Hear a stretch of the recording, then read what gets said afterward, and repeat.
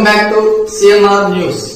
వార్తలు చదువుతున్నది మీ చొప్పకు నాగేశ్వరరావు. దర్శి పట్టణంలో గత 31 సంవత్సరాలుగా నమ్మకముగా, నాణ్యముగా అందమైన ఆభరణములను అందుబాటు ధరలతో సకాలంలో అందించి ఖాతాదారుల మన్ననలు పొందిన దేవతి వారి నూతన jewellery showroom Amrutha Sai gold house and pawn broker. తాకట్టు వ్యాపారం, బంగారు ఆభరణములపై రుణ సౌకర్యం కలదు.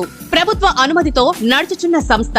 ట్రెడిషనల్ నుండి పార్టీ వేర్ వరకు లేటెస్ట్ డిజైన్స్ బంగారు ఆభరణాలు లభించును. నెలవారీ చెల్లింపులతో బంగారు ఆభరణములు కొనుగోలు చేసే 14 నెలల గోల్డ్ పొదుపు స్కీమ్ లో చేరండి. 1 నెల చెల్లింపుని బోనస్ గా పొందండి.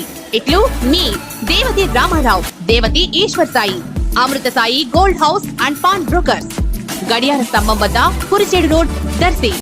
మా ప్రాంత పశ్చిమ ప్రకాశం ఒక జీవనాడి వెలుగొండ ప్రాజెక్టు. ఈ ప్రాజెక్టు పైన ఇప్పటికే ఈ ప్రాంత ప్రజలు ఈ యొక్క వైసీపీ ప్రభుత్వంలో విసిగి వేసారిపోయారు.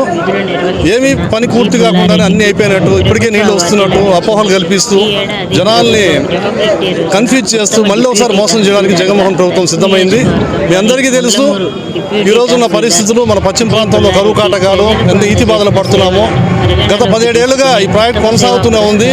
మొదటి సొరంగం ఈ పాటికి పూర్తయినప్పటికీ, 3 ఏళ్ల క్రితం పూర్తయినప్పటికీ ఇప్పటికి కూడా ఆ సొరంగం నీళ్లు ఇవ్వచ్చు వాళ్ళు. నిర్వాసితులు కేవలం ప్యాకేజ్ ఇవ్వరు కారణంగా ఆగిపోయింది. అదే గత 3 ఏళ్ల క్రితం మొదటి సొరంగం ద్వారా నీళ్లు ఇచ్చింటే ఈరోజు ఈ ప్రాంతంలో నీటి సమస్య పూర్తిగా తీరిపోయింది, రైతాంగ సుభిక్షంగా ఉండేది. మరి ఆ విషయాలను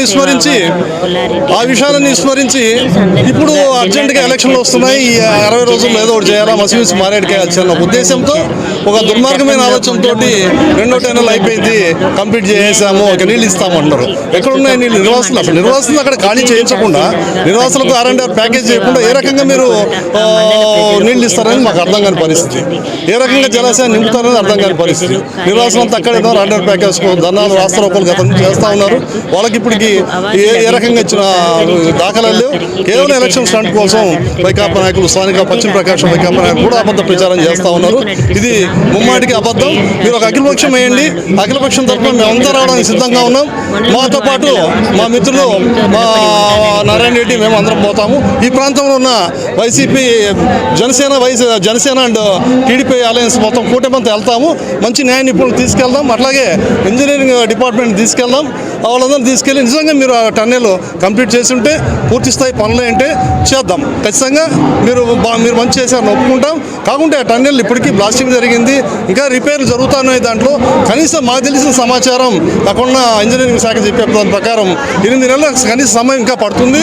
ఆ సమయాన్ని కూడా లేకుండా అనవసరమైన హడావిడి చేస్తే ఎలక్షన్ దగ్గరకు వస్తున్న అయిపోయింది, నీళ్ళు నింపుతామని అంటున్నారు.